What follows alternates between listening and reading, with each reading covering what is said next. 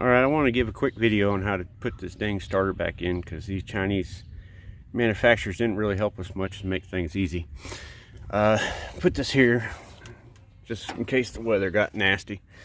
But you notice my flywheel back there. Maybe. There we go. When I took it off, I had to take this line off. This is some kind of hydraulic line. Excuse me for not knowing exactly, but you see it runs all the way back. When I took this off, I had to plug that hole and just use a rag or something. It gives you a little bit more leverage on this top bolt right here. This bottom bolt goes in and out no problem. No issues when you have the starter on or off or whatever. But this top one right here, if you don't pull this line and give yourself a little leverage, you're never going to get the Allen bolt in there good enough to tighten it or loosen it. So I'm going to throw this starter back on. I tested it. It's good.